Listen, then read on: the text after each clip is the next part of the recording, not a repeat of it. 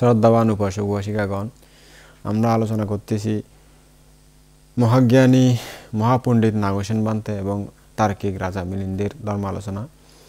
অনেক বিষয় আলোচনা করেছেন ওনারা, অনেক কিছু জানা যায় বুদ্ধ ধর্ম সম্পর্কে। আপনারা শুনুন, ধর্ম সম্পর্কে জানুন। একবার রাজা মিলিন্দ বান্তেকে প্রশ্ন করলেন, বান্তে, ভগবান বলেছেন, ভিক্ষুগণ, আমি যাচক যোগী ব্রাহ্মণ। পুনরায় ইহাও বলেছেন, হে শৈলরাজ, আমি রাজা। বান্তে, যদি ভগবান বলে থাকেন, ভিক্ষুগণ, আমি যাচক যোগী ব্রাহ্মণ, তাহলে তিনি ইহা মিথ্যা বলেছেন যে শৈলরাজই আমি রাজা। আর যদি ইহা সত্যই বলে থাকেন যে শৈল আমি রাজা, তাহলে ইহা মিথ্যা প্রমাণিত হয় যে তিনি ব্রাহ্মণ ছিলেন। তিনি হয়তো ক্ষত্রিয় হবেন অথবা ব্রাহ্মণ হবেন। এক জন্মে দুই বর্ণ কখনো হতে পারেন না। ইহাও উভয়কটিক প্রশ্ন, আপনি এর সমাধান করুন।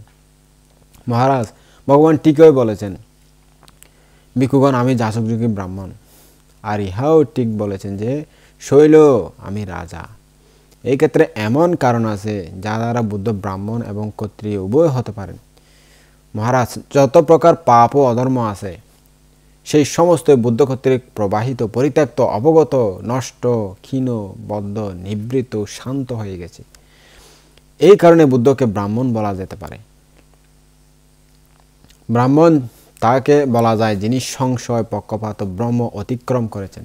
বুদ্ধ কর্তৃক পক্ষে তদ্রূপ হন না। আসলে বুদ্ধ প্রকৃতপক্ষে তদ্রূপ নয়, সুতরাং তাকে ব্রাহ্মণ বলা যায়। মহারাজ, ব্রাহ্মণ তাকেই বলে যিনি সর্বপ্রকার ভব গতি কুলের সাথে সংশ্লিষ্ট নন এবং যিনি যাবতীয় মল রজ বিমুক্তি সম্পূর্ণ বিশুদ্ধ হয়েছেন, আর যিনি পরের উপর ভরসা না করে স্বাবলম্বী হয়েছেন। প্রকৃতপক্ষে বুদ্ধ এরূপই গুণবান, এ কারণে তাকে ব্রাহ্মণ বলা যায়। মহারাজ, ব্রাহ্মণ তাকেই বলে যিনি অগ্র, শ্রেষ্ঠ, বর, প্রবর, দিব্য বিহার বহুল হন। বুদ্ধ প্রকৃতপক্ষে এরূপ গুণবান, এ কারণে তাকে ব্রাহ্মণ বলা হয়। মহারাজ, ব্রাহ্মণ তাকেই বলে যিনি স্বয়ং অধ্যয়নশীল হয়ে পরকে বিদ্যা দান করেন, দান গ্রহণ করেন, ইন্দ্রিয় দমন ও আত্মসংযম করেন, কর্তব্যপরায়ণ হন, আর যিনি বংশের ঐতিহ্য প্রবাহ বজায় রাখেন। প্রকৃতপক্ষে বুদ্ধ এরূপ গুণান্বিত, সুতরাং তাকে ব্রাহ্মণ বলা যায়। মহারাজ, ব্রাহ্মণ তাকেই বলে যিনি ব্রহ্মবিহার, মৈত্রীর করুণা, মুদিত, উপেক্ষার ধ্যানে সতত নিবিষ্ট থাকেন। এই রূপ গুণের অধিকারী বুদ্ধ, সুতরাং তাকেই ব্রাহ্মণ বলা যায়। মহারাজ, ব্রাহ্মণ তাকেই বলে যিনি ভবাবহ গতিতে নিজের পূর্বজন্মের বিবরণ অবগত আছেন। প্রকৃতপক্ষে বুদ্ধের এই গুণ রয়েছে, সুতরাং তাকেই ব্রাহ্মণ বলা যায়। মহারাজ, ভগবানের এই ব্রাহ্মণ নামকরণ মাতা, পিতা, ভাই, বোন, জ্ঞাতি, বন্ধু বান্ধব, ভিক্ষু, শ্রামণ ও দেবতা কেউ করেন নাই, দেননি। মোক্ষ লাভের অনন্তর স্বাভাবিকভাবে তাদের এই নাম হয়ে থাকে। বুদ্ধিমূলে মারশূন্য পরাজয়ের পর ত্রিকালের পাপ ও অধর্ম প্রবাহিত করে সর্বজ্ঞতা জ্ঞান লাভের সঙ্গে সঙ্গেই তাদের ব্রাহ্মণ নামকরণ হয়ে থাকে। সে কারণেই ভগবান বুদ্ধ ব্রাহ্মণ নামে অভিহিত হন। বান্তে, কি কারণে বুদ্ধ রাজা হন তাহলে? মহারাজ, রাজা তাকেই বলা যায় যিনি রাজত্ব করেন, লোককে অনুশাসন করেন। মহারাজ, বুদ্ধ 10,000 লোকধাতুতে বিশ্ব ব্রহ্মাণ্ডে ধর্মত রাজত্ব করেন। দেবমানব, ব্রহ্মা, শ্রমণ, ব্রাহ্মণ সহ মানব প্রজ্ঞাসম্পন্ন বিশ্বকে অনুশাসন করেন। এ কারণে বুদ্ধকে রাজা বলা হয়।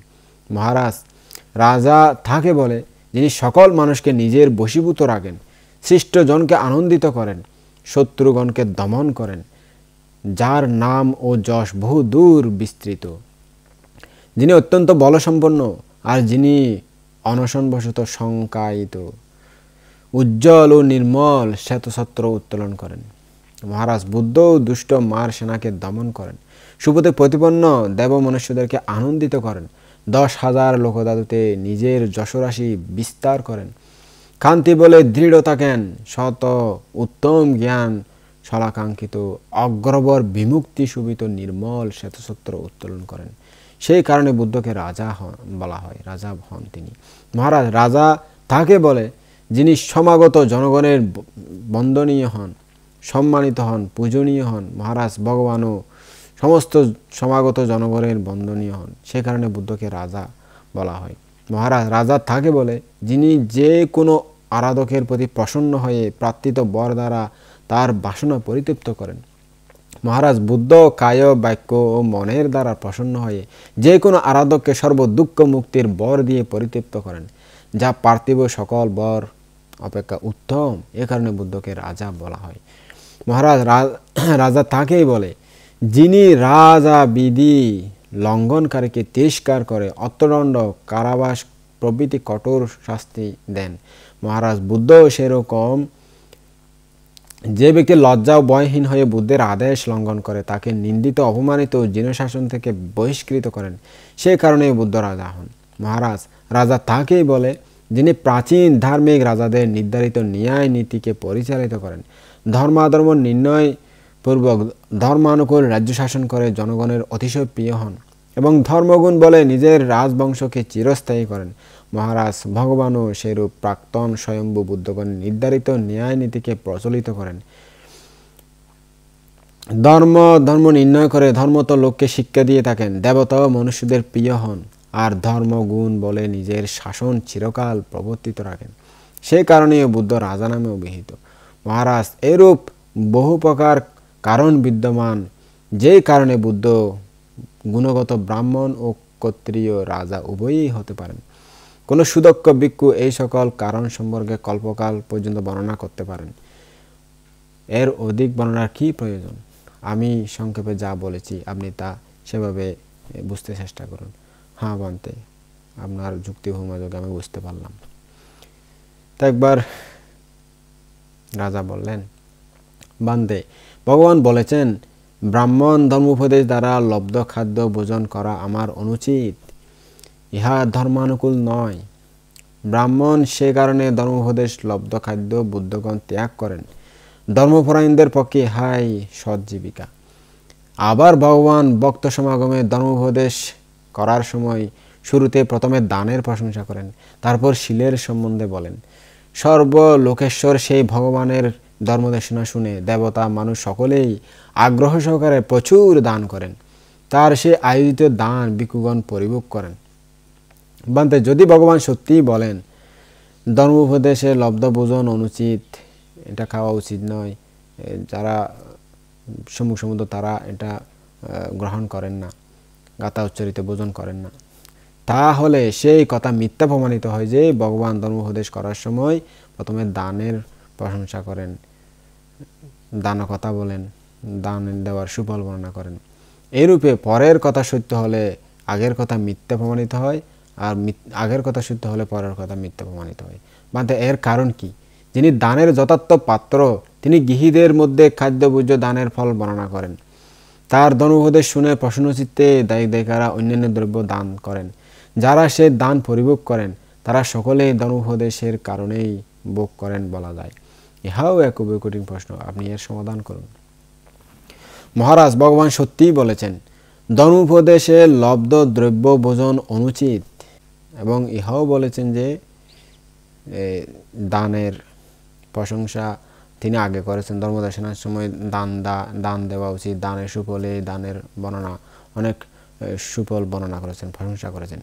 দুটি কথা তিনি বলেছেন, তাও সকল বুদ্ধের সাধারণ নিয়ম, তারা দানকতা লোকের চিত্তের প্রসন্নতা সম্পাদন করে তারপরে শীল পালনে উৎসাহিত করেন। মহারাজ মানুষেরা যেমন ছোট শিশুকে প্রথমে খেলার সামগ্রীগুলি দিয়ে থাকেন, যথা পুতুল, গড়, তালপাতার তৈরি উড়ন্ত চাকা, তালপাতার তৈরি খেলনা, খেলার রথ, ধনু ইত্যাদি, এরপর তাদেরকে নিজ নিজ কর্মে নিয়োগ করেন। মহারাজ সেরূপ বুদ্ধ প্রথমে দানের ফল বর্ণনায় লোকের চিত্তে প্রসন্ন করে পরে শীল পালনে নিয়োগ করেন। মহারাজ চিকিৎসক যেমন শরীরে বলাদান ও শরীর স্নিগ্ধ করার জন্য রোগীকে প্রথমে 4-5 দিন তেল পান করায়, তারপর বিরেচন দেয়, মহারাজ সেরূপ বুদ্ধ প্রথমে দানের ফল বর্ণনায় মানুষের চিত্ত প্রসন্ন করে পরে শীল পালনে উৎসাহ দেন। মহারাজ দাতাও দানপতিদের চিত্ত মৃদু, কোমল ও স্নিগ্ধ হয়। তারা দান সেতু ও দান নৌকার সাহায্যে সংসার সাগরের পরপারের গমন করেন। সেই কারণে ভগবান প্রথমে তাদের নিজ নিজ কর্মভূমির উপদেশ দেন। শুধু এতে কোনো বিজ্ঞপ্তি বা যাচনা দোষ হয় না। বান্তে যে বিজ্ঞপ্তির বিষয় বলতেছেন তা কয় প্রকার? তাহলে মহারাজ কায় বাক্য বিজ্ঞপ্তি হিসাবে বিজ্ঞপ্তি 2 প্রকারের হয়। এদের মধ্যে কায় বিজ্ঞপ্তি সদোষ ও নির্দোষ আছে এবং বাক্য বিজ্ঞপ্তিও সদোষ ও নির্দোষ আছে। কোন প্রকার কায় বিজ্ঞপ্তি সদোষ?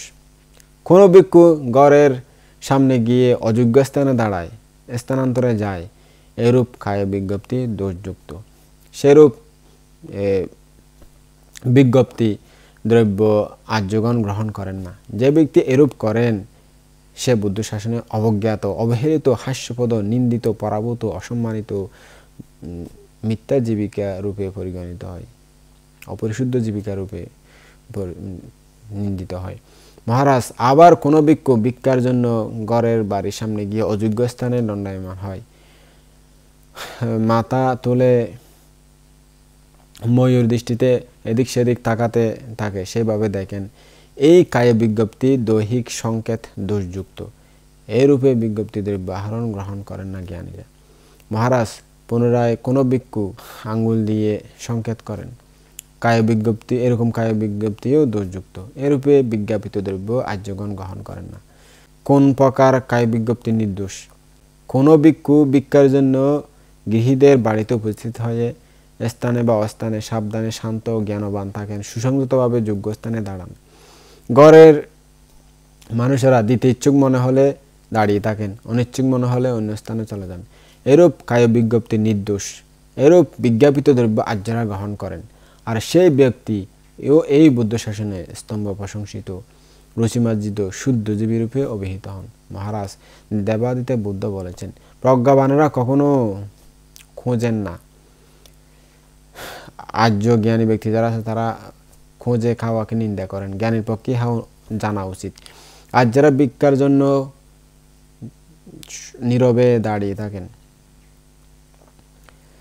ইহাই ধর্মানুকূল যাচনা। কোন প্রকার বাক্য বিজ্ঞপ্তি দোষযুক্ত? মহারাজ কোনো ভিক্ষু বাক্য দ্বারা অনেক প্রকার জিনিস খোঁজেন, আমার শিবির লাগবে, সামগ্রী লাগবে, শয়ন আসন লাগবে, রোগীর ওষুধ লাগবে, সেই লাগবে, এরূপ বাক্য বিজ্ঞপ্তি দোষযুক্ত। তদ্বারা বিজ্ঞাপিত দ্রব্য আর্যরা গ্রহণ করেন না। মহারাজ পুনরায় কোনো ভিক্ষু পরকে শুনিয়ে এরূপ বলেন, আমার এটা প্রয়োজন, এরূপ বাক্য দ্বারা পরকে ঘোষণার দরুন তার লাভ সৎকার বৃদ্ধি পায়, এই প্রকার খোঁজাও দুর্যুক্ত। তদ্বারা বিজ্ঞাপিত দ্রব্য আর্যরা গ্রহণ করেন না। মহারাজ পুনরায় কোনো ভিক্ষু বাক্য উচ্চারণ করে সবাই ঘোষণা করেন যে ভিক্ষুদের এই দ্রব্য দান দেওয়া উচিত, সে বাক্য শ্রবণ করে লোকেরা কথিত জিনিস সংগ্রহ করেন, এই প্রকার বাক্য বিজ্ঞপ্তিও দুর্যুক্ত। তদ্বারা বিজ্ঞাপিত দ্রব্য আর্যরা গ্রহণ করেন না। মহারাজ একবার সারিপুত্র বান্তে সূর্য ডুবে গেলে রাতের সময়ে রোগাক্রান্ত হন। তখন বান্তে মোগলায়ন বহির্য সম্বন্ধে জিজ্ঞাসিত হয়ে বাক্য উচ্চারণ করেছিলেন, তার সে বাক্য উচ্চারণে বৈশিষ্ট্য লাভ হয়েছে। তখন সারিপুত্র বান্তে ভাবলেন, বাক্য উচ্চারণে আমার এই বৈশিষ্ট্য লাভ হয়েছে, অতএব আমার শুদ্ধ জীবিকা নষ্ট করব না, অতএব এটা আমি ভোজন করব না। আজীব বঙ্গের ভয় হেতু তিনি বৈশিষ্ট্য গ্রহণ করলেন না, ত্যাগ করলেন। এরূপে বাক বিজ্ঞপ্তিও দোষযুক্ত। তদ্বারা বিজ্ঞাপিত দ্রব্য আর্যরা গ্রহণ করেন না। কোন প্রকার বাক বিজ্ঞপ্তি নির্দোষ? কোনো ভিক্ষুর প্রয়োজন হলে জাতি কুলে কিংবা যারা প্রয়োজনীয় দ্রব্য গ্রহণের অনুরোধ করেন, ফাং করেন, যে সমস্ত কুলে জ্ঞাপন করেন, এরূপ বাক বিজ্ঞপ্তি দোষবহ নয়। তদ্বারা বিজ্ঞাপিত দ্রব্য আর্যরা গ্রহণ করেন। যে ব্যক্তি এরূপ করেন তিনিও বুদ্ধ শাসনে সংবর্ধিত, প্রশংসিত, অবিস্তম্ভিত, শুদ্ধজীবী রূপে অভিহিত হন। ভগবান অরহৎ সম্যক সম্বুদ্ধগণ তা অনুমোদন করেছেন। মহারাজ কৃষি বারদাস নামক ব্রাহ্মণের যে ভোজন বুদ্ধ ত্যাগ করেছেন তা আবেষ্টন, নিবেষ্টন, তর্ক, নিগ্রহ, প্রতিকার দ্বারা উৎপন্ন হয়েছিল। সে কারণে ভগবান নিমন্ত্রণ ত্যাগ করেন, স্বীকার করেননি। বান্তে ভগবানের খাদ্য দেবতারা সবসময় দিব্য ওজ, দিব্য খাবার দান করতেন। যেমন শুকর মদ্যপ যে রান্না করেছিল, শুধু ওখানে নয়, অন্যান্য সময়ও দেবতারা খাদ্য দান করেন। মহারাজ সবসময় বুদ্ধের ভোজনের সময় দেবতারা দিব্য ওজনে উপস্থিত থাকেন এবং প্রতি গ্রাসে তা নিক্ষেপ করেন। মহারাজ যেমন রাজার পাচক রাজার ভোজন সময়ে স্যুপ নিয়ে উপস্থিত থাকে এবং প্রতি গ্রাসে স্যুপ মিশিয়ে দেয়, সেরূপ সবসময় বুদ্ধের খাওয়ার সময় দেবতারা দিব্য ওজন নিয়ে উপস্থিত থাকেন, প্রতি গ্রাসে তা ঢেলে দেন। বৈরেঞ্জায়ও বুদ্ধ শুষ্ক জব মুষ্টি ভোজন করার সময় দেবতারা দিব্য ওজ দিয়ে তা বারবার ভিজিয়ে দিয়েছিলেন খাওয়ার সুবিধার জন্য। তদ্বারা বুদ্ধের শরীর সুপুষ্ট ছিল। বান্তে সেই দেবতাগণ ধন্য যারা বুদ্ধের শরীরে সবসময় খাদ্য দান করতেন, বুদ্ধের খাবারে খাদ্য দান করে বুদ্ধের শরীর পরিচর্যায় তৎপর থাকতেন। হ্যাঁ বান্তে, আপনার দেশনা শুনে আমরা সেরকমই বিশ্বাস করি। একবার বান্তেকে প্রশ্ন করলেন, বান্তে আপনারা বলেন বুদ্ধ 4 অসংখ্য কল্পকাল হতে সংসারের জনগণের উদ্ধারের জন্য ধীরে ধীরে সর্বজ্ঞতা পরিপূর্ণ করেছেন। পুনরায় বলেন যে সর্বজ্ঞতা প্রাপ্তির পর অন্যকে ধর্ম দেশনা করার জন্য নয়, অর্থাৎ অনুৎসুকের প্রতি তার চিত্ত নমিত হয়েছিল। অর্থাৎ সর্বজ্ঞতা জ্ঞান লাভ করে তিনি আর ধর্ম দেশনা করতে চান না, অথচ তিনি সর্বজ্ঞতা জ্ঞান লাভ করে ধর্ম দেশনার জন্য পারমি পূরণ করেছেন। বান্তে যেমন কোনো ধানুকি অথবা তার শিষ্য যুদ্ধে যাত্রার উদ্দেশ্যে বহুদিন থেকে শিক্ষা করে প্রস্তুত থাকে, কিন্তু মহাযুদ্ধ উপস্থিত হলে অবসন্ন নিরুৎসাহ হয়, যেতে চায় না, সেইরূপ বুদ্ধ 4 অসংখ্য কল্পকাল হতে সংসারের জনগণের উদ্ধারের জন্য ধীরে ধীরে সর্বজ্ঞতা জ্ঞান পরিপূর্ণ করেছেন, কিন্তু সর্বজ্ঞতা জ্ঞান প্রাপ্তির পর ধর্মদেশনায় তিনি নিরুৎসাহ হলেন। বান্তে যেমন কোনো কুস্তিগীর বলি তার শিষ্য বহুদিন হতে বলি খেলা অভ্যাস করে, শিক্ষা করে, মল্লযুদ্ধ উপস্থিত হলে সে আর যেতে চায় না, তার নিরুৎসাহ বোধ করে, এরকমই সংসারের জনগণের উদ্ধারের জন্য ধীরে ধীরে সর্বজ্ঞতা জ্ঞান পরিপূর্ণ করেছেন বুদ্ধ, অথচ সর্বজ্ঞতা জ্ঞান প্রাপ্তির পর তিনি ধর্মদেশনায় নিরুৎসাহ হলেন। বান্তে বুদ্ধ কি ভয় হেতু না না জানার কারণে অথবা সর্বজ্ঞতা জ্ঞান না হওয়ার দরুন এরূপ নিরুৎসাহ হয়েছিলেন? এর কারণ কি? বান্তে আমার সন্দেহ নিরসনের জন্য আপনি এর কারণ বুঝিয়ে বলুন। বান্তে যদি বুদ্ধের পূর্বের ভাষণটি সত্য হয় তাহলে পরের ভাষণটি মিথ্যা, আর যদি পরের ভাষণ সত্য হয় তাহলে আগের যে কথা সেটা মিথ্যা হয়। ইহাও উভয়কটিক প্রশ্ন, কোনটা সত্য সেটা আমাদেরকে বুঝিয়ে দিন। মহারাজ বুদ্ধের 2 ভাষণই সত্য। বুদ্ধ সত্যের 4 অসংখ্য লক্ষ কল্পকাল থেকে সংসারের জনগণের উদ্ধারের জন্য ধীরে ধীরে সর্বজ্ঞতা জ্ঞান পূর্ণ করেছেন, কিন্তু সর্বজ্ঞতা জ্ঞান প্রাপ্তির পর তিনি ধর্মদেশনায় নিরুৎসাহ হলেন। মহারাজ এই ইচ্ছার কারণ ছিল যে প্রথমত তিনি ধর্মের গভীরতা, নিপুণতা, দুর্জ্ঞেয়তা, সূক্ষ্মতা, দুর্বুদ্ধতা সম্বন্ধে চিন্তা করেন। দ্বিতীয়ত সংসারের জনগণ ভোগবাসনা লিপ্ত হয়েছে এবং সৎকায় দৃষ্টিতে দৃঢ়ভাবে আবদ্ধ রয়েছে। ইহা দেখে বুদ্ধ ভাবলেন কি করি, কিভাবে করি, এই চিন্তাতে তার চিত্ত নিরুৎসাহে নমিত হয়, ধর্মদেশনায় নয়, জনগণের বোধ শক্তি সম্বন্ধে চিন্তা করেই তার এই চেতনা উৎপন্ন হয়েছিল। মহারাজ কোন শল্যকর্তা চিকিৎসক বহু রকম ব্যাধিপীড়িত লোকের নিকট উপস্থিত হয়ে এরূপ চিন্তা করতে পারে, কিভাবে করি, কাকে করি, কি রকম ভাবে করি, এরকম চিন্তা করতে পারে। মহারাজ সেরূপে বুদ্ধ একদিকে সমস্ত প্রকার কলুষ ব্যাধি পীড়িত জনগণকে দেখলেন এবং অন্যদিকে তার আবিষ্কৃত ধর্মের গভীরতা, দুর্বোধ্যতা সম্বন্ধে চিন্তা করলেন। কি শিক্ষা দেব, কিভাবে শিক্ষা দেব, এই চিন্তাতে তার মন নিরুৎসাহে নমিত হলো, ধর্মদেশনায় নয়, জনগণের বোধ শক্তি চিন্তা করে তিনি তদ্রূপ করেছিলেন। মহারাজ কোনো অভিষিক্ত ক্ষত্রিয় রাজার সামনে দারোয়ান, দেহরক্ষী, সভাসদ, নাগরিক, সৈন্য, অমাত্য, রাজন্যবর্গ, রাজ উপজীবী প্রভৃতি জনগণকে দেখে তার এরূপ চিত্ত উৎপন্ন হয়, কি করব, কি প্রকারে এদের পরিচালনা করব, কোথা থেকে শুরু করব।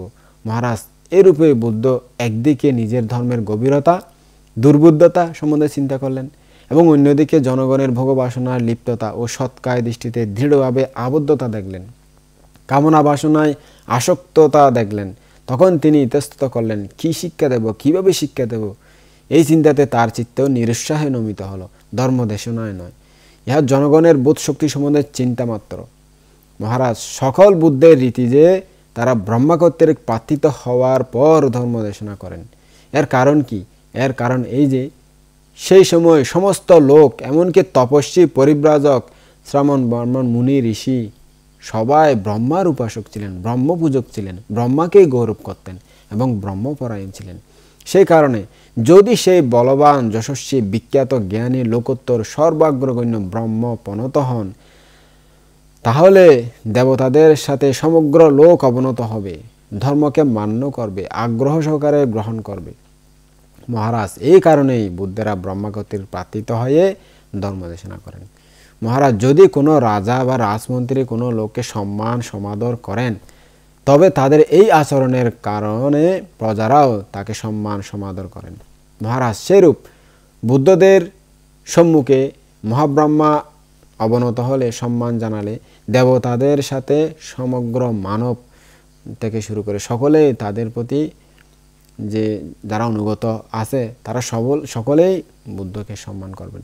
মহারাজ, জগৎ পূজিত পূজক অর্থাৎ বড় লোকের যার পূজা করেন, যারা বড় লোক তারা যাকে পূজা করেন, সম্মান করেন, তিনি সকলের পূজ্য হন। সেই কারণে মহাব্রহ্মা সকল বুদ্ধকে ধর্ম দেশনার জন্য প্রার্থনা করেন, আর বুদ্ধগণও ব্রহ্মার প্রার্থনার পরেই ধর্ম দেশনা করেন জগতের কল্যাণের জন্য। হ্যাঁ বান্তে, আপনার ধর্ম দেশনা শুনে আমরা বুঝতে পারলাম সত্যিটা কি। আরেকবার প্রশ্ন করলেন, ভান্তে, ভগবান বলেছেন আমার কোনো আচার্য নাই, নাই কেহ আমার সমান, দেব নরলোকে কেউ প্রতিদ্বন্দ্বী নাই আমার বিদ্যমান। আবার তিনি এও বলেছেন, ভিক্ষুগণ, এই আর কালাম আমার আচার্য হয়েও অন্তবাসী আমাকে নিজের সমান স্থানে রেখেছেন, তার সমান স্থান দিয়েছেন, উদারভাবে আমাকে সম্মানিত করেছেন। মানে যদি প্রথম কথাটি সত্যি হয় তাহলে দ্বিতীয় কথাটি মিথ্যা, আর যদি দ্বিতীয় কথাটি সত্য হয় তাহলে প্রথম কথাটি মিথ্যা।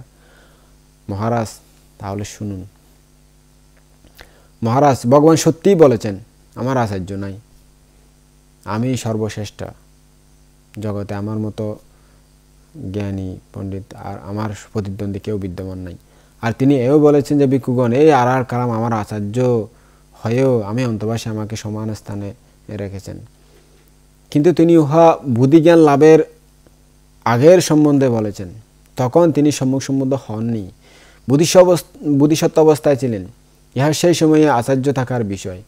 মহারাজ, সম্মুখ সম্বুদ্ধ হওয়ার আগে বুদ্ধিসত্ত্ব অবস্থায় তার 5 জন আচার্য ছিলেন, যাদের অনুশাসনে বুদ্ধিসত্ত্ব এখানে সেখানে সময় ক্ষেপণ করেছিলেন। সে 5 জন কারা জানেন? শুনুন। মহারাজ, যে 8 জন ব্রাহ্মণ বুদ্ধিসত্ত্বের জন্ম মাত্রেই এসে তার লক্ষণসমূহ বিচার করেছিলেন, তাদের নাম রাম, দজ, লক্ষণ, মন্ত্রী, যজ্ঞ, সুজাম, সুবোস ও সুদত্ত। তারা বুদ্ধিসত্ত্বের স্বস্তি প্রকাশ করে রক্ষাকর্ম করেছেন। তারাই ছিলেন তার প্রথম আচার্য। মহারাজ, তার দ্বিতীয় আচার্য ছিলেন সর্বমিত্র নামক ব্রাহ্মণ। তিনি সেই সময়ে অভিজাত উদিত্য বংশে জন্ম নিয়েছিলেন এবং সর্বশাস্ত্র বিশারদ ছিলেন, ব্যাকরণ ও বেদের বড় অঙ্গের পণ্ডিত ছিলেন। রাজা শুদ্ধোধন রাজকুমারকে তার নিকটে রেখে গিয়ে স্বর্ণের বিঙ্গারে শান্তি জল সিঞ্চন করে সমর্পণ করেছিলেন। তিনি তার দ্বিতীয় আচার্য, শিক্ষা দেওয়ার জন্য তার কাছে রেখে গিয়েছিলেন আর কি। মহারাজ, যে দেবতা বোধিসত্ত্বকে জ্ঞান অন্বেষণে উৎসাহিত করেছেন এবং যার বাণী শুনে উদাস উদ্বিগ্ন হৃদয়ে সেই কোণে তিনি গৃহত্যাগ করে সন্ন্যাসী হয়েছেন, সেই দেবতা তার তৃতীয় আচার্য। মহারাজ, এই আরাল কালাম ঋষি তার চতুর্থ আচার্য ছিলেন, যিনি বোধিসত্ত্বকে আকিঞ্চনায়তন ধ্যান লাভের প্রক্রিয়া শিক্ষা দিয়েছিলেন। মহারাজ, রামপুত্র উদ্যোগ তাকে নৈবসঙ্গ নাসঙ্গায়তন ধ্যান লাভের প্রক্রিয়া শিক্ষা দিয়েছিলেন। সুতরাং তিনি বোধিসত্ত্বের পঞ্চম আচার্য। মহারাজ, সম্যক সম্বুদ্ধ হওয়ার আগে বোধিসত্ত্ব অবস্থায় এই 5 জন আচার্য ছিলেন, কিন্তু তারা লৌকিক বিষয়ে তাকে শিক্ষা দিয়েছেন। মহারাজ, লোকোত্তর সর্বজ্ঞতা জ্ঞান প্রাপ্তিতে বুদ্ধের অনুত্তর শিক্ষাদাতা কেউ ছিলেন না। আচার্যবিহীন স্বয়ম্ভু জ্ঞানে তিনি বুদ্ধ হয়েছেন। সেই কারণে তিনি বলেছেন, আমার আচার্য নাই, নাই কেউ আমার সমান, দেব নর লোকে কেউ প্রতিদ্বন্দ্বী নাই বিদ্যমান। হ্যাঁ বান্তে, আপনার দেশনা শুনে আমরা বুঝতে পারলাম আসলে সত্যি এটাই। আরেকবার রাজা প্রশ্ন করলেন, ভান্তে, ভগবান বলেছেন, ভিক্ষুগণ, ইহা কখনো সম্ভব নয়, এর কোনো সুযোগ নাই যে একই বিশ্ব ব্রহ্মাণ্ডে এই দুনিয়াতে দুইজন সম্যক সম্বুদ্ধ একই সঙ্গে উৎপন্ন হতে পারেন।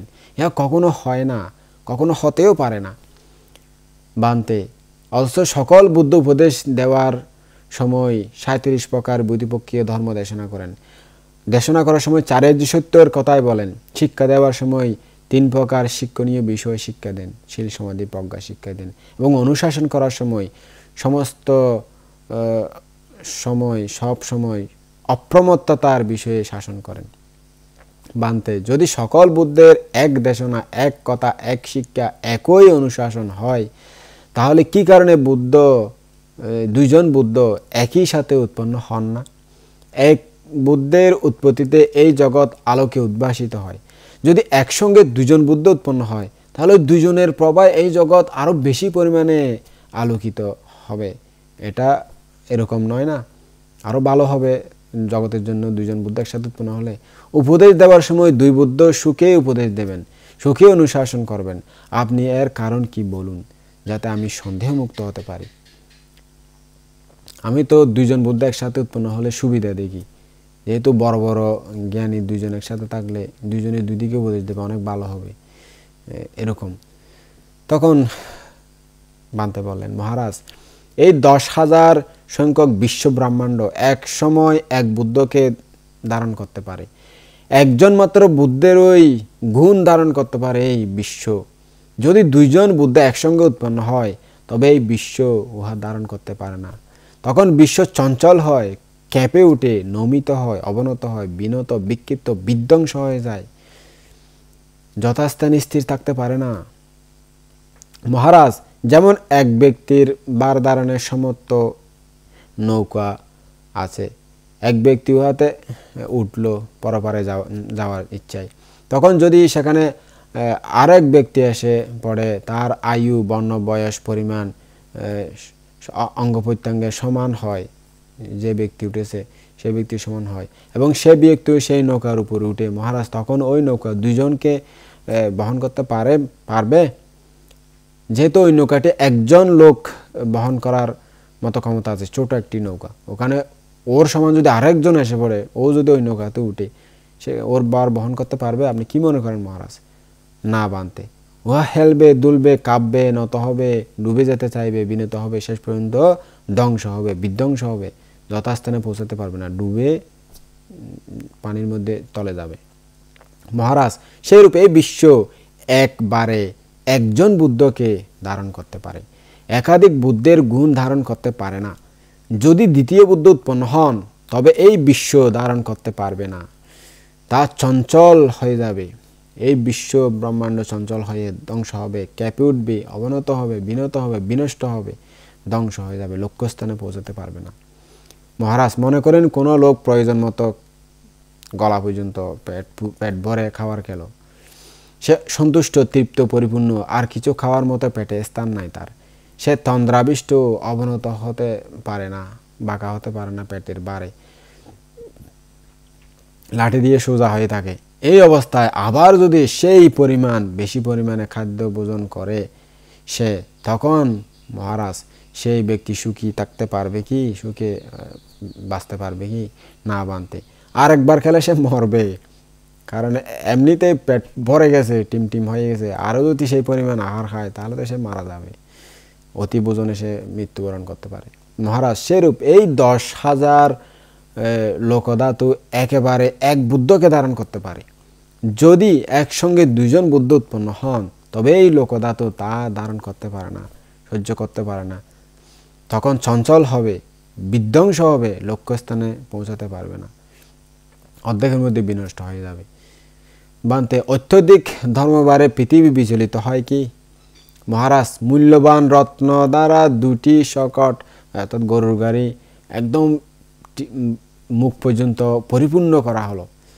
এরপর যদি এক গাড়ির ওই সোনা রূপা হীরাগুলো অপর আরেকটি গাড়িতে তুলে দেওয়া হয়, তবে সেই গাড়ি দুইটি যাতে দুইটি গাড়ির বোঝা একটি গাড়িতে তুলে দেওয়া হলো, তখন ওই গাড়িটিকে ধারণ করতে পারবে না বানতে, ওই গাড়িটি ভেঙে যাবে, যেহেতু সার সমর্থের চাইতে 2টি গাড়ির ওজন ওর উপরে তুলে দিয়েছি, ভেঙে যাবে। মহারাজ সেরূপ অধিক ধর্মবারে পৃথিবী কেঁপে উঠে। পক্ষান্তরে মহারাজ বুদ্ধবল প্রদর্শনার্থ এই বিষয়ে অনুসৃত হয়েছে। এক্ষেত্রে অন্য বিষয়ের কারণও শুনুন, যাতে দুইজন সম্মুখ সমুদ্র একসঙ্গে উৎপন্ন হন না। কি কারণে উৎপন্ন হন না? আরও অনেক কারণ আছে, সেগুলো শুনুন। মহারাজ, যদি একসঙ্গে দুইজন বুদ্ধ উৎপন্ন হন, তবে শিষ্যদের মধ্যে তোমাদের বুদ্ধ আমাদের বুদ্ধ এই বলে ঝগড়া বিবাদ উৎপন্ন হতে পারে, দুই পক্ষে বিভক্ত হতে পারে। যেমন দুই শক্তিশালী মন্ত্রীর অনুচরদের মধ্যে 2 দল হয়ে থাকে। মহারাজ, ইহাও এক কারণ যাতে দুইজন সম্মুখ সমুদ্র একসঙ্গে উৎপন্ন হন না। মহারাজ, আরও এক কারণ শুনুন, যাতে সংসারে 2 বুদ্ধ একসঙ্গে উৎপন্ন হন না। মহারাজ, যদি সংসারে 2 বুদ্ধ একসঙ্গে উৎপন্ন হন, তবে এই বাক্য মিথ্যা প্রমাণিত হবে যে বুদ্ধ সবচেয়ে অগ্র, বড়, শ্রেষ্ঠ, বিশিষ্ট, উত্তম, প্রবর, অসম, অপ্রতিদ্বন্দ্বী, অসদৃশ হয়ে থাকেন। মহারাজ, এই কারণও আপনি সার্থকভাবে স্বীকার করুন, যাতে সংসারে একসঙ্গে 2 বুদ্ধ উৎপন্ন হন না। মহারাজ, বুদ্ধগণের ইহাই স্বভাব, বুদ্ধের গুণের মহত্ব। মহারাজ, জগতে যা মহত্ব তা একবারে একাই হয়ে থাকে। পৃথিবী মহৎ, তা একাই হয়ে থাকে, 2টা পৃথিবী কোনো থাকে না। সাগর মহৎ, উহা একাই হয়ে থাকে। সুমেরু পর্বত, যে হিমালয় পর্বত, সুমেরু পর্বত, এটা একাই হয়ে থাকে। আকাশ মহৎ, তা একাই হয়ে থাকে। দেবরাজ ইন্দ্র শ্রেষ্ঠ, তিনি একাই হন। মার মহৎ, তিনি একাই হন। মহাব্রহ্মা মহৎ, একাই হন তিনি। তথাগত অরহৎ সম্মুখ সমুদ্র মহৎ, সংসারে তিনি একাকী উৎপন্ন হন। যে স্থানে তারা উৎপন্ন হন, সেই স্থানে অন্যের উৎপত্তি অবকাশ থাকে না। মহারাজ, সে কারণে বলা হয়েছে যে অরহৎ সম্মুখ সমুদ্র একবারে একজনেই উৎপন্ন হন, এর বেশি উৎপন্ন হতে পারেন না। বান্তে, আপনি নানান যুক্তিভূমা দিয়ে বুঝিয়ে দিলেন, প্রশ্নের সদুত্তর দিলেন। অজ্ঞানীও ইহা শুনে সন্তুষ্ট হবে, আমাদের মতো প্রাজ্ঞ ব্যক্তিদের কথাই বা কি। খুব উত্তম হয়েছে, খুব ভালো লাগলো বান্তে আপনার কথা শুনে। আপনাকে শত সহস্র বন্দনা জানাই। তার একবার বান্তেকে প্রশ্ন করলেন, বান্তে, ভগবানের মাসিমা মহাপ্রজাপতি গৌতমী যখন তাকে বর্ষাকালীন কাপড় দান করতে আসেন, চিবর দান করতে আসেন, তখন তিনি বললেন, গৌতমী, এই কাপড়টি সঙ্গকে দান করো। উহা সঙ্গকে প্রদত্ত হলে আমিও পূজিত হব এবং সঙ্গ পূজিত হবে। বান্তে, বুদ্ধ স্বয়ং সঙ্গরত্ন অপেক্ষা অধিক গুরুত্বপূর্ণ, গৌরবান্বিত, দানের যোগ্য পাত্র নয় কি? তথাগতের আপন মাসি নিজের হাতে তুলা ছিঁড়ে দুনে পিছে সুতা কেটে সেই কাপড়টি তৈরি করেছেন এবং সেই বর্ষাকালীন কাপড়টি বুদ্ধকে দেওয়ার সময় তিনি তার সঙ্গকে দান করালেন। মানে যদি বুদ্ধ নিজেকে সঙ্গরত্ন অপেক্ষা শ্রেষ্ঠ, উচ্চ মনে করতেন, তবে আমাকে দিলে মহাফল হবে, এই ভেবে তিনি নিজে গ্রহণ করতেন, তার সঙ্গকে দেওয়াতেন না। যেই কারণে তথাগত নিজে প্রার্থী হলেন না, তিনি রাখলেন না, সেই কারণে বুদ্ধ তার মাসিমা দ্বারা সেই কাপড়খানি ভিক্ষু সঙ্গকে দান করালেন। মহারাজ, ভগবান ইহা বলেছেন যে তার মাসিমা মহাপ্রজাপতি গৌতমী যখন তাকে বর্ষাকালীন কাপড়টি দান করতে আসেন, তখন তিনি বললেন, গৌতমী, এই কাপড়টি সঙ্গকে দান করো। ইহা সঙ্গকে প্রদত্ত হলে আমিও পূজিত হব, সঙ্গও পূজিত হবে। তা তিনি এই কারণে করেন নাই যে তিনি গ্রহণ করলে এর ফল হবে না, কিংবা তিনি দানের সুযোগ্য পাত্র নন। অথচ মহারাজ, সঙ্গের হিতের জন্য অনুকম্পাবশত আমার অবর্তমানে, আমি যখন পরিনির্বাণ চলে যাব, ভবিষ্যৎকালে সঙ্গ সম্মানিত হবে। সঙ্গ সম্মানিত হলে, সঙ্গ সুরক্ষিত হলে ধর্মশাসন রক্ষা হবে, এই চিন্তায় করেছেন। সঙ্গের বিদ্যমান গুণকীর্তন করার জন্য বললেন, গৌতমী, ইহা সঙ্গকে দাও, তো তাতে আমার ও সঙ্গের উভয়েরই পূজা হবে। মহারাজ, পিতা যেমন নিজের জীবন বেঁচে থাকতে মন্ত্রী, বর, দেহরক্ষী, দ্বারপাল, সৈন্য, সেনাপতি, পরিষদবৃন্দের মধ্যে রাজার সমবর্তী পুত্রের বিদ্যমান গুণকীর্তন করেন যে এই পদে প্রতিষ্ঠিত হলে ভবিষ্যতে জনগণের সম্মানিত হতে পারবে সে।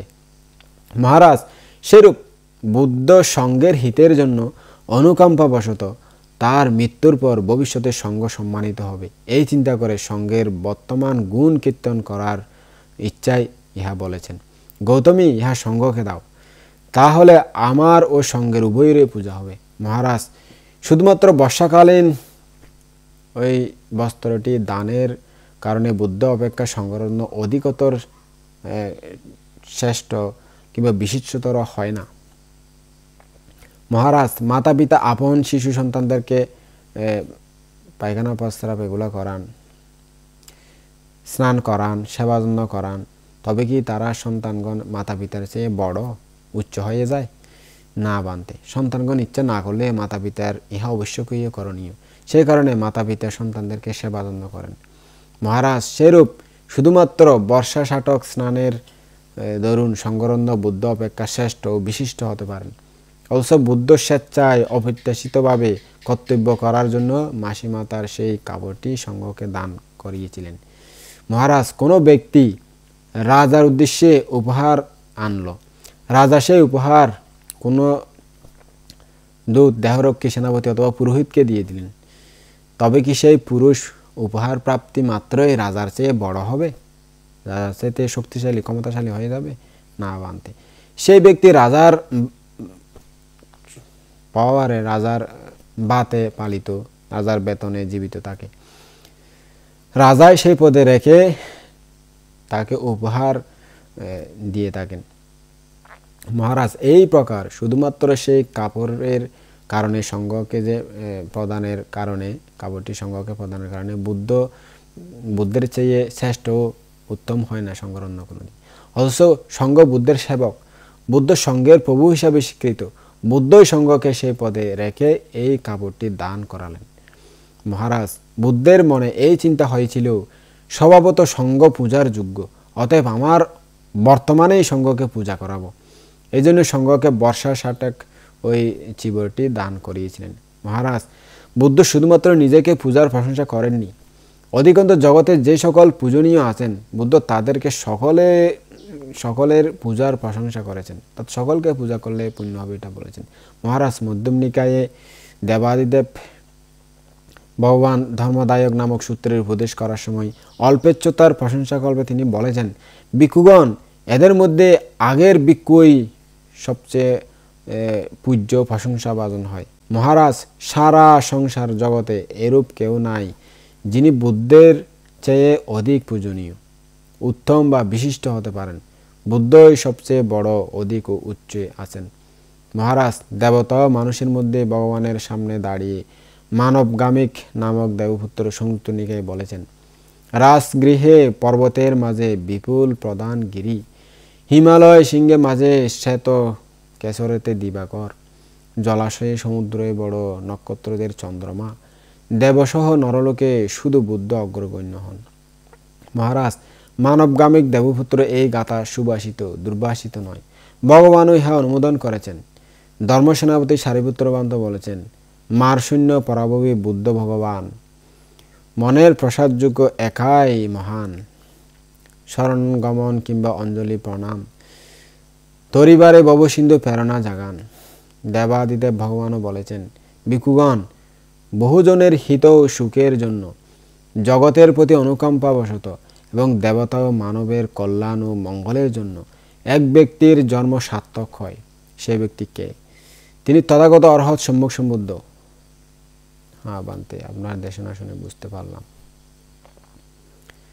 আরেকবার প্রশ্ন করলেন, বান্তে, ভগবান বলেছেন, ভিক্ষুগণ, গৃহী কিংবা ভিক্ষু প্রত্যেকের পক্ষে সৎ পথে চলাকে আমি প্রশংসা করি। ভিক্ষুগণ, সৎপথগামী গৃহী কিংবা ভিক্ষু সৎ পথে চলার দরুন ন্যায়, ধর্ম, পুণ্যের আরাধক হতে পারে। বলতে, যদি শ্বেত বসন্তারী বিষভোগী পুত্র কন্যার বাধাবিঘ্নে বাস করে, কাশীর সুগন্ধ চন্দন চর্চিত মালাগন্ধ বিলেপনদারী রত্নরাজির সাতগ্রাহী মণিমুক্তা চিত্রিত মুকুট পরিহিত গৃহীও সৎ পথে উপনীত হলে ন্যায়, ধর্ম, পুণ্যের আরাধক হতে পারে।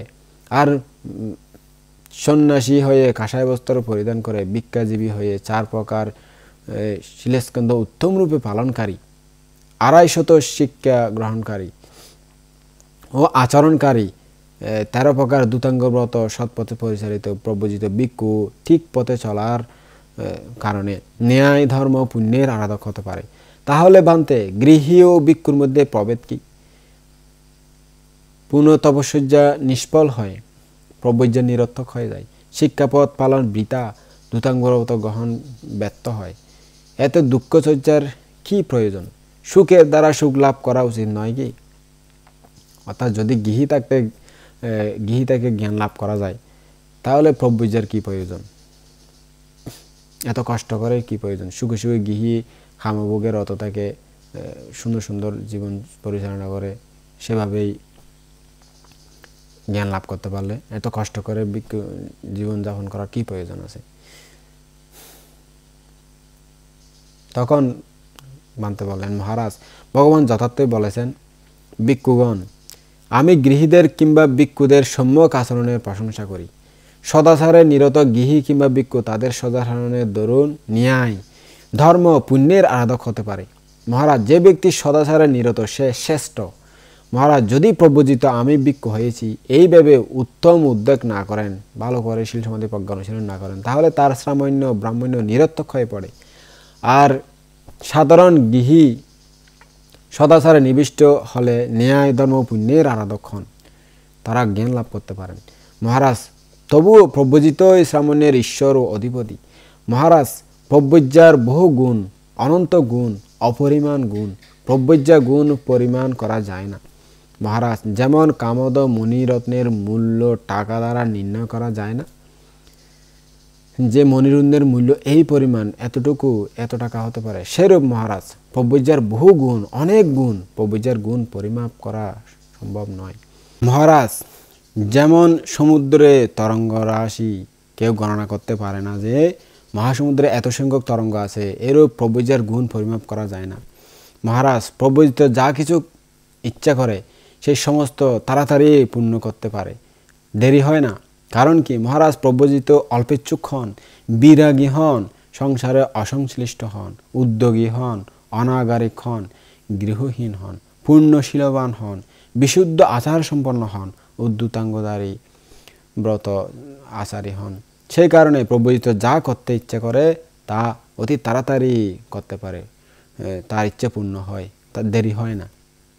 যেমন মহারাজ, গ্রন্থিহীন, সমান, অতিশয় মার্জিত, সোজা, নির্মল, স্থির, সুসজ্জিতভাবে ছাড়লে তাড়াতাড়ি উড়ে যায়, আঁকা বাঁকা না থাকলে সোজা থাকলে তাড়াতাড়ি লক্ষ্যস্থানে পৌঁছে যায়। সেরূপ প্রব্রজিত যা ইচ্ছা করে তা তাড়াতাড়ি তার পূর্ণ হয়, দেরি হয় না। বুঝতে পেরেছেন? হ্যাঁ ভান্তে, বুঝতে পেরেছি। আরেকবার ভান্তেকে প্রশ্ন করলেন, ভান্তে, বোধিসত্ত্ব যে দুষ্কর তপস্যা করেছেন, তদ্রূপ উদ্যোগ, পরাক্রম, ক্লেশযুদ্ধ, মার সেনা পরাজয়, আহার সংযম, কঠিন ব্রতচর্যা অন্যত্র আর কেউ করেনি। কিন্তু এরূপ করলেও তখন কিছুমাত্র ফল লাভ হয়নি। সুতরাং তিনি সেই চিন্তা ত্যাগ করে বললেন, এই কঠিন দুষ্কর চর্যা দ্বারা যথার্থ আর্যজ্ঞান, দর্শন বিশেষ ও মনুষ্যোত্তর ধর্মলাভ করলাম না। অতএব জ্ঞান লাভের জন্য অন্য কোনো উপায় আছে কি? তিনি সেই দুঃখচর্যা হতে নিবৃত্ত হয়ে অন্য উপায়ে সর্বগতা জ্ঞান লাভ করেছেন। পুনরায় তিনি নিজের শিষ্যদেরকে সেই মার্গের উপদেশ দিতে গিয়ে বলেছেন, উদ্যোগ করো, পরাক্রম করো, বুদ্ধ ধর্মে আত্মনিয়োগ করো, হাতির নলাগার বাঙ্গার নিয়ে মার সেনাকে প্রহার করে ভেঙে চুরি চুরমার করে দাও। বান্তে নিজে হতাশ হয়ে সেই মার্গ আবার শিষ্যদেরকে উপদেশ দিয়েছেন।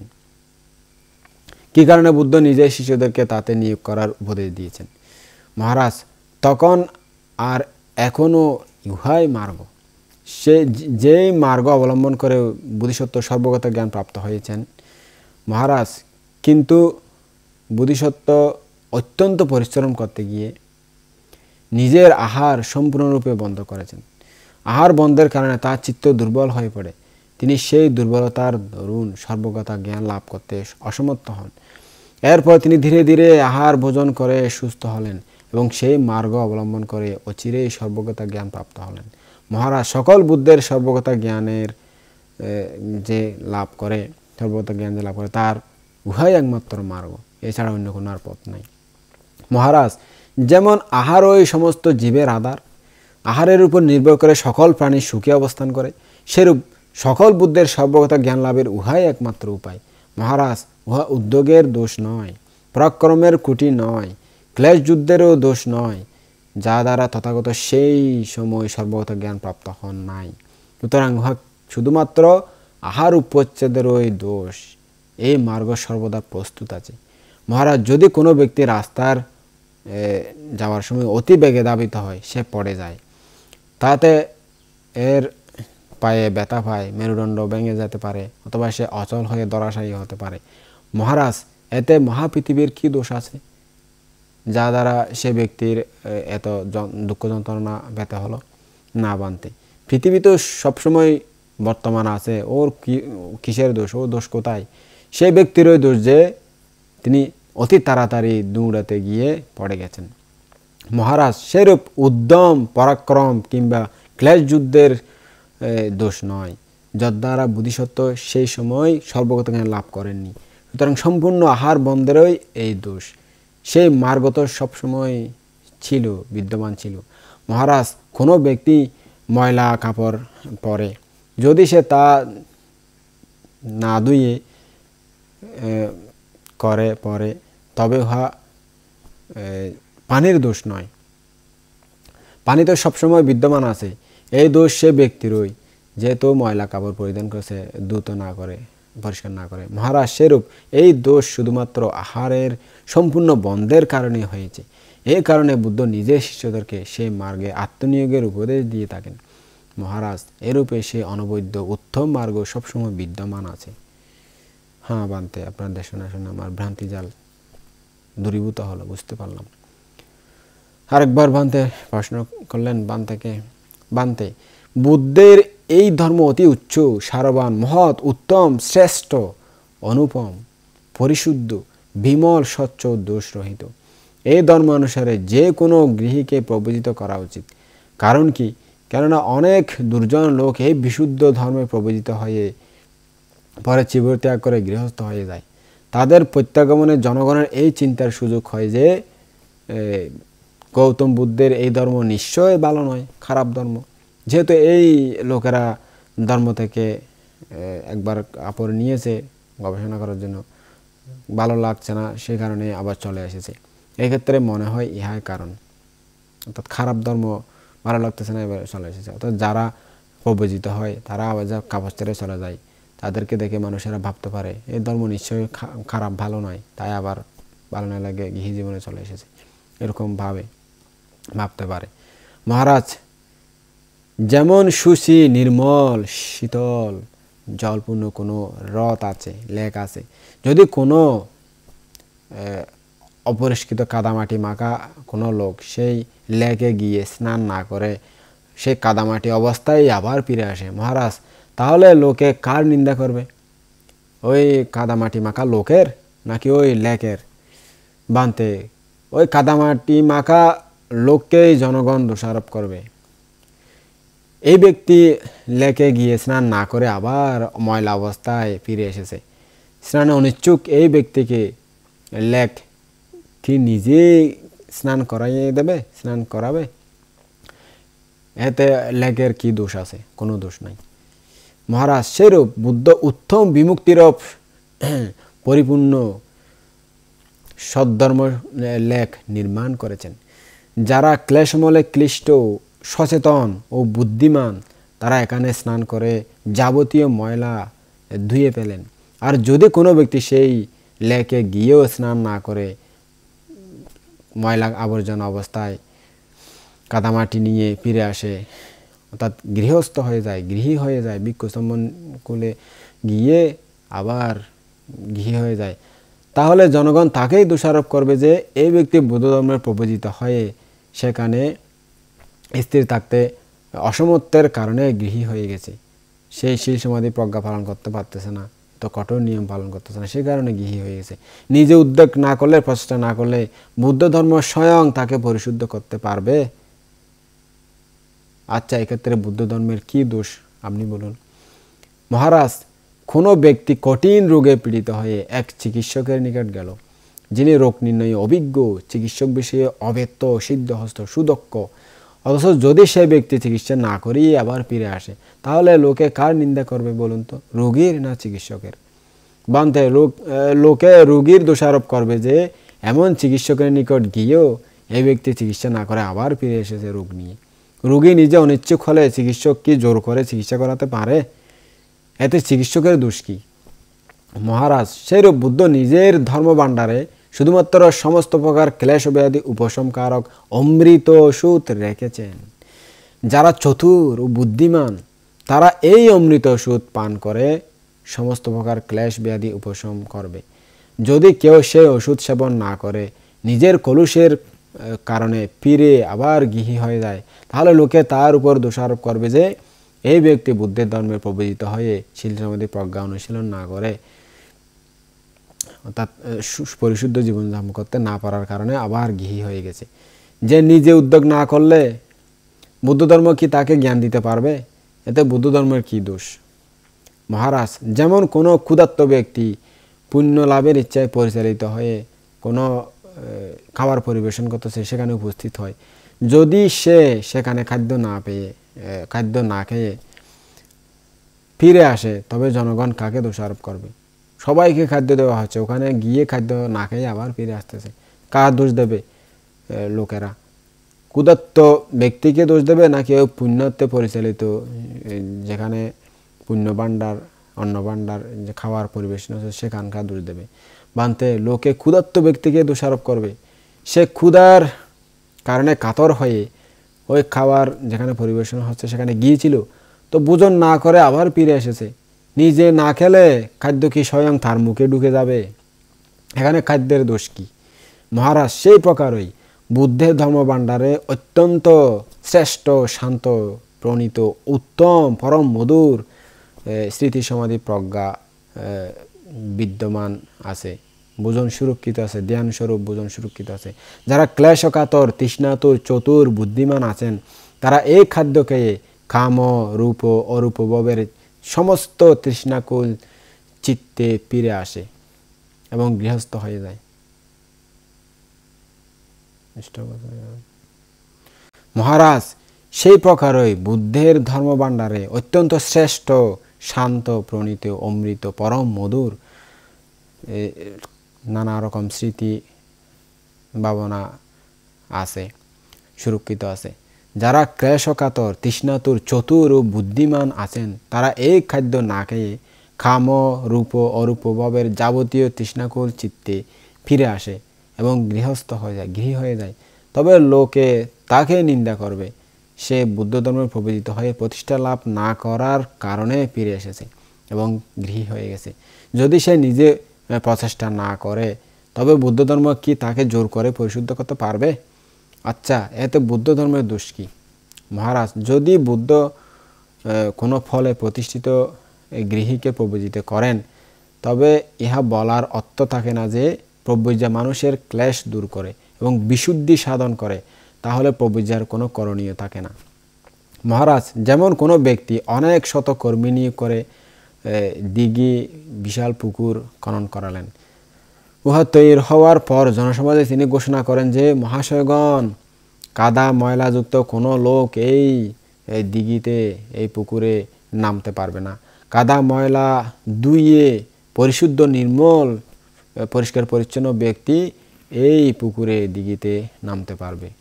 মহারাজ, যারা কাদা ময়লা ধৌত করে পরিশুদ্ধ হয়েছে, সেই দিঘিতে তাদের আর কি প্রয়োজন থাকবে?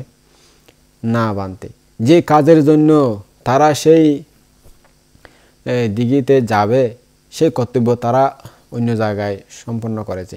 এখন সেই পুকুরে বা দিঘিতে তাদের আর কি প্রয়োজন? মহারাজ, সেরূপই যদি বুদ্ধ কোনো এক ফলে প্রতিষ্ঠিত গৃহীকে প্রব্রজিত করেন, তবে গৃহী অবস্থাতেই তাদের করণীয় শেষ হওয়ায় প্রব্রজায় তাদের আর কি প্রয়োজন? মহারাজ, কোনো শল্যকর্তা বিশক আছেন, যিনি স্বভাবত প্রাচীন মুনি ঋষিগণের প্রতি ভক্তিপরায়ণ। তাদের শ্রুতি মন্ত্র পদগুলি সযত্নে ধারণ করেন। রোগোৎপত্তির কারণ সম্বন্ধে তর্কাতীত এবং চিকিৎসা সম্বন্ধে খুবই দক্ষ। তিনি সর্বরোগহর ওষুধ সমাবেশ করে জনসমাজে ঘোষণা করেন যে, মহোদয়গণ, আমার কাছে কোনো রোগী আসবে না, নিরোগ সুস্থেরা আমার কাছে আসতে পারবে। মহারাজ, সেই চিকিৎসকের দ্বারা নিরোগ, পরিপূর্ণ সুস্থ ও সবল লোকদের কোনো প্রয়োজন সাধিত হবে কি না বানতে। যে উদ্দেশ্যে তারা সেই চিকিৎসকের কাছে যাবে তাদের সেই করণীয় অন্য জায়গায় সম্পাদিত হয়ে গেছে, সুতরাং তাদের পক্ষে সেই চিকিৎসকের আর কি প্রয়োজন। মহারাজ, সেরূপে যদি বুদ্ধ কোনো এক ফলে প্রতিষ্ঠিত গৃহীকে প্রবোধিত করেন, তবে গৃহী অবস্থাতেই তাদের করণীয় শেষ হয়ে যাওয়ায় আর প্রবজ্জায় কি প্রয়োজন থাকবে। মহারাজ, কোনো পুরুষ অনেক শতথলি ভোজন সুসজ্জিত করে জনসমাজে এই ঘোষণা করেন যে এই খাদ্য পরিবেশনের স্থানে কোনো ক্ষুধার্ত ব্যক্তিরা আসতে পারবে না। যারা উত্তম রূপে পেট ভরে ভোজন করেছে, খাবার খেয়েছে, যারা পরিতৃপ্ত সহকারে প্রীত হয়েছে খাবার খেয়ে, তারাই শুধু আসতে পারবে এখানে। মহারাজ, তাহলে সে পেট ভরা লোকদের এই খাওয়ার দ্বারা কোনো প্রয়োজন সিদ্ধ হবে কি না বানতে। যার জন্য তারা এই ভোজনশালায় আসবে সেই করণীয় তাদের অন্য জায়গায় সম্পাদিত হয়ে গেছে। এই ভোজনশালা তাদের আর কি কাজে লাগবে, কোনো কাজে লাগবে না। মহারাজ, এই প্রকারেই যদি বুদ্ধ কোনো এক ফলে প্রতিষ্ঠিত গৃহীকে প্রবজিত করেন, তবে গৃহী অবস্থাতে তার করণীয় সমাপ্ত হওয়ার কারণে তার প্রবজ্জা আর কি প্রয়োজন, কোনো প্রয়োজন নাই। মহারাজ, কিন্তু যারা প্রবজ্জা ত্যাগ করে গৃহী হন, তারাও বুদ্ধ ধর্মের 5 প্রকার অতুল গুণ দেখতে পারেন। সে 5 প্রকার কি কি? 1 নম্বর হলো তারা প্রবজ্জা ভূমির মহত্ব দেখতে পান। 2 নম্বর হলো প্রবজ্জার শুদ্ধ নির্মল ভাব দেখতে পান। 3 নম্বর হলো পাপসহ সঙ্গে বসবাসের অযোগ্যতা দেখতে পান। 4 নম্বর হলো ধর্মের দুর্ভেদ্য ভাব দেখেন। 5 নম্বর হলো ভিক্ষু থাকলে বহু সংযম রক্ষা করা উচিত, এই ভাব দেখেন। কি প্রকারে প্রবজ্জা ভূমির মহত্ব দেখেন মহারাজ? মহারাজ, যদি কোনো লোক গরিব, নগণ্য বুদ্ধি ও বৈশিষ্ট্যহীন লোক বড় রাজ্য লাভ করে, তবে অচিরেই তার রাজ্য ঐশ্বর্য হতে তার পতন, ধ্বংস, পরিহানি ঘটে। যেহেতু সে পরিচালনা করতে জানে না, সে রাজঐশ্বর্য ধারণ করতে পারে না। এর কারণ কি? ঐশ্বর্যের মহত্ব এর কারণ, যেহেতু হঠাৎ বিশাল ঐশ্বর্য পেয়ে গেছে। মহারাজ, সেরূপ যদি পুণ্য ও বৈশিষ্ট্যহীন নির্বোধ ব্যক্তিরা বুদ্ধ শাসনে প্রব্রজিত হয়, তবে তারা সেই অত্যুত্তম প্রবজ্জা ধারণ করতে অসমর্থ হয়ে বুদ্ধ শাসন থেকে পড়ে যায়, ধ্বংস, পরিহীন হয়ে গৃহী হয়ে যায়। তারা বুদ্ধ শাসন সহ্য করতে পারে না। এর কারণ কি? বুদ্ধ শাসনের প্রবজ্জা ভূমির মহত্বই এর কারণ। এরূপে তারা প্রবজ্জা ভূমির মহত্ব দর্শন করেন। প্রবজ্জার শুদ্ধ নির্মল ভাব কি প্রকারে দেখেন? মহারাজ, যেমন পদ্ম পাতায় পানি পড়লে উহা সঞ্চালিত হয়, বিক্ষিপ্ত হয় ও পড়ে যায়, এক স্থানে স্থির থাকে না, লিপ্ত হয় না। এর কারণ কি? পদ্ম পাতার পরিশুদ্ধি ও নির্মলতাই এর কারণ। মহারাজ, সেরূপ শত কপট, বঞ্চক, কুটিল, বিষয় দৃষ্টি সম্পন্ন যে সকল লোক বুদ্ধ শাসনে প্রব্রজিত হয়, তারা বিশুদ্ধ, নির্মল, নিষ্কণ্টক, স্বচ্ছ, পরম উৎকৃষ্ট শাসন হতে অচিরেই বিচলিত, বিক্ষিপ্ত, অস্থির ও অসংলগ্ন হয়ে হীন অবস্থায় গিয়ে গৃহী হয়ে যান। উহা এর কারণ কি? কি কারণে হয় থাকে? বুদ্ধ শাসনের নির্মলতা ও পরিশুদ্ধতাই এর কারণ। এরূপে তারা শুদ্ধ ও নির্মল ভাব দর্শন করেন। কি প্রকারে পাপসহ সঙ্গে বসবাসের অযোগ্যতা দেখেন? মহারাজ, যেমন মহাসমুদ্রে মৃতদেহ থাকতে পারে না। যদি সমুদ্রে মৃতদেহ পড়ে, তাহলে তা তাড়াতাড়ি তীরে উঠিয়ে দেয়, সৈকতে ঢেউ দিয়ে তুলে দেয়, বেশি উঠে। এর কারণ কি? এর কারণ মহাসমুদ্র শুধুমাত্র প্রাণীদের নিবাস স্থান। মহারাজ, সেরূপ যে সকল প্রাণী অসংযমী, নির্লজ্জ, হীনবীর্য, আলস্যপরায়ণ, কলুষচিত্ত, দুশ্শীল, দুর্জনেরা বুদ্ধ শাসনে প্রব্রজিত হয়, তারা অচিরে অর্হৎ, বিমল, কিনাশবরূপ মহাপ্রাণীদের বাসস্থান সদৃশ এই বুদ্ধ শাসনে বাস করতে অসমর্থ হেতু বাইর হয়ে গৃহী হয়ে যায়। এর কারণ কি? যেহেতু বুদ্ধ শাসন পাপীদের বাসের অযোগ্য স্থান, এইরূপে তারা পাপসহ সঙ্গবাসের অযোগ্যতা দর্শন করেন। কি প্রকারে ধর্মের দুর্ভেদ্য ভাব দেখেন? মহারাজ, যেমন কোনো অদক্ষ, অশিক্ষিত, শিল্পজ্ঞানহীন, পাগল তীরন্দাজ তীর নিক্ষেপ করে লক্ষ্যভেদ করতে না পারার কারণে সরে পড়ে অন্য জায়গায় চলে যায়। এর কারণ কি? যেহেতু লক্ষ্য অতি শুদ্ধ সূক্ষ্ম দুর্ভেদ্য। মহারাজ, এইরূপ যে কোনো অবোধ, অক্ষম, হতবুদ্ধি, মূর্খ, দ্বিধাগ্রস্ত চিত্ত, মিথ্যাদৃষ্টপরায়ণ লোকেরা বৌদ্ধ শাসনে প্রব্রজিত হয়। তারা চারাজ্য সত্যের সেই অতি শুদ্ধ সূক্ষ্ম তত্ত্বরাজি হৃদয়ঙ্গম করতে অসমর্থতার কারণে স্খলিত হয়ে প্রব্রজা থেকে বিচ্ছিন্ন হয়ে গৃহী হয়ে যায়। এর কারণ কি? যেহেতু আর্য সত্যের পরম শুদ্ধ সূক্ষ্মভাব অতি দুর্গেয়, সহজে বোঝা যায় না। এই প্রকারে খুব কঠিন ভাব দেখতে পারেন তারা। কি প্রকারে বহু পালনীয় সংযম দেখেন। মহারাজ, যেমন কোনো পুরুষ মহাসমুদ্রের ক্ষেত্রে উপনীত হলো, সেখানে সে আশেপাশে সমস্ত স্থানে শত্রু সেনা দ্বারা পরিবেষ্টিত হলো। শত্রু সেনা তাকে ঘিরে ধরল।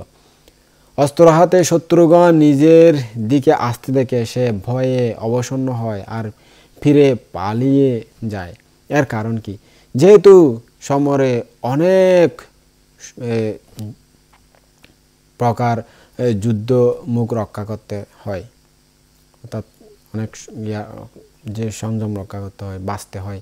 মহারাজ, তদ্রূপ যে সকল পাপাচারী, অসংযমী, অন্যায় কাজে লজ্জাহীন, অকর্মণ্য, ধৈর্যহীন, চপল, চঞ্চল, অদম, দুশ্শীল, মূর্খজন বৌদ্ধ শাসনে প্রব্রজিত হয়, তারা বহুবিধ শিক্ষাপথ রক্ষা করতে অসমর্থ হয়ে অবসন্ন নিবৃত্ত হয় এবং পালিয়ে গিয়েও তাড়াতাড়ি গৃহী হয়ে যায়। এর কারণ কি? যেহেতু বৌদ্ধ শাসনে অনেক রকম সংযম অবশ্যই পালন করতে হয়, শীল সমাধি প্রজ্ঞা অনুশীলন করতে হয়। এই প্রকারে বহুবিধ সংযমতার রক্ষা করা উচিত, তা ইহা তারা দর্শন করেন। মহারাজ, স্থলজ পুষ্পের মধ্যে সর্বোত্তম গুচ্ছেও কিছু কিছু পোকায় খাওয়া ফুল থাকে। সেই সংকুচিত মুকুলগুলি গুচ্ছের ভিতর থেকে ঝরে পড়ে। ওদের পতনে সেই পুষ্পগুচ্ছ অনাদৃত হয় না, তাতে সেই কুসুমগুলি বিদ্যমান থাকে। উহারা উত্তম গন্ধ দ্বারা দিক বিদিক পরিব্যাপ্ত করে। যে ফুলগুলো ওখানে টোকার মধ্যে রয়ে যায়, সেই ফুলগুলো গন্ধ ছড়িয়ে দিয়ে চারিদিকে পরিব্যাপ্ত করে। মহারাজ, সেই প্রকার যারা প্রব্রজিত হয়ে অবশেষে গৃহী হয়, তারা বর্ণগন্ধ রহিত কদাকার পোকায় খাওয়া ফুলের মতো। বুদ্ধ শাসনে উন্নতি লাভের অযোগ্য তারা। তাদের হীন আবর্তনের কারণে বুদ্ধ শাসন অনাদৃত হয় না। যারা ভিক্ষুভাবে শীল সমাধি প্রজ্ঞা অনুশীলন করে দক্ষ সুদক্ষ হয়েছেন, তাতে স্থিত থাকেন, তারা শীলরূপ সুগন্ধ দ্বারা দেব মানব লোক পরিব্যাপ্ত করেন, সুশিক্ষা দিয়ে জনগণকে উৎসাহিত করেন, বুদ্ধ ধর্ম শিক্ষা দেন। মহারাজ, যেমন নিরোগ শাল দান যেগুলো আছে, এর মধ্যে করণ্ডক নামক আগাছা উৎপন্ন হয়ে ভিতরেই বিনষ্ট হয়। উহাদের বিনষ্টের কারণে লাল শালি অনাদৃত হয় না। তাতে যে সকল অন্য শালি থাকে, নষ্ট না হওয়া যেগুলো থাকে, ওরা রাজভোগ্য হয়ে থাকে, অর্থাৎ ওগুলো রাজার ভোগ্য হয়, যেহেতু দামি দান এগুলো। মহারাজ, সেই প্রকার যারা বুদ্ধ শাসনে প্রব্রজিত হয়ে হীন আবর্তন করে গৃহী জীবনে ফিরে যায়, তারা লাল শালিদানের যে রোগ উৎপন্ন হয় করণ্ডকের মতো, এই বুদ্ধ শাসনে বৃদ্ধি বিপুলতা না হয়ে ইতিমধ্যে পরাজয় স্বীকার করে গৃহী হয়ে যায়। অথচ তাদের গৃহী হওয়ার কারণে বৌদ্ধ ধর্ম অনাদৃত হয় না। যে সকল ভিক্ষু বুদ্ধ শাসনে রয়ে যায়, তারা বৌদ্ধ শাসনের অরহতের অনুরূপ হন, ধর্ম প্রচার করেন। মহারাজ, কামদ মণিরত্নের একাংশে কচিত রুক্ষতা উৎপন্ন হয়। তাতে রুক্ষতা উৎপত্তির কারণে মণিরত্ন অনাদৃত হয় না। মণিরত্নের যে পরিশুদ্ধ অংশ থাকে, তা জনগণের আনন্দ বর্ধন করে। মহারাজ, সেইরূপ যারা বুদ্ধ শাসনে প্রব্রজা গ্রহণ করে অবশেষে গৃহী হয়, তারা বুদ্ধ শাসনে শুষ্ক ছালট বিশেষ। তাদের প্রব্রজা ত্যাগের কারণে বুদ্ধ শাসন কলুষিত হয় না। ভিক্ষুভাবে যারা স্থিত থাকেন, তারা দেব মানবের আনন্দবর্ধক হন, ধর্ম প্রচার করেন। মহারাজ, উচ্চ জাতের রক্তচন্দনও পচা লেগে গন্ধহীন হয়, সেই কারণে রক্তচন্দন অনাদৃত হয় না। তাতে যে অংশ তাজা সুগন্ধযুক্ত থাকে, তার চারিদিকে সুগন্ধ ছড়িয়ে দেয়, পরিব্যাপ্ত করে। মহারাজ, তদ্রূপ যারা বুদ্ধ শাসনে প্রব্রজিত হয়ে পরে গৃহী হয়, তারা রক্তচন্দনের মধ্যে পচা অংশের মতো বুদ্ধ শাসনে পরিত্যাজ্য হয়। যারা ভিক্ষুভাবে স্থিত থাকেন, তারা দেবমানব লোকে শিলরূপ চন্দনের সুগন্ধ দ্বারা পুরো জগৎকে প্রমোদিত করেন, আমোদিত করেন, পরিব্যাপ্ত করেন। বান্তে, একের পর এক যুক্তি উপমা দ্বারা আপনি বুদ্ধ শাসনকে নির্দোষ প্রমাণিত করেছেন, শ্রেষ্ঠ প্রকাশ করেছেন। প্রকৃতপক্ষে চিবর ত্যাগ করে গৃহী হয়েও তারা বুদ্ধ শাসনের শ্রেষ্ঠত্বই প্রকাশ করেন, অর্থাৎ তাদের অপারগতায় প্রকাশ করেন, বুদ্ধ শাসনের নিন্দা করেন না। আমরা পারলাম না ওখানে সংযত জীবনযাপন, এগুলো আমাদেরই দোষ, এরকম করেন। আপনার দেশনে শুনে বুঝতে পারলাম আসলে সত্যি এরকমই হয়। কোনোদিন বুদ্ধ শাসনের কয়েকজন কাপড় ছেড়ে যাওয়ার কারণে বুদ্ধ শাসনকে দোষারোপ করা যায় না। আপনাকে শত শত সাধুবাদ জানাই এবং বন্দনা প্রণাম জানাই বুদ্ধ ধর্ম সম্পর্কে জ্ঞান দান করার জন্য।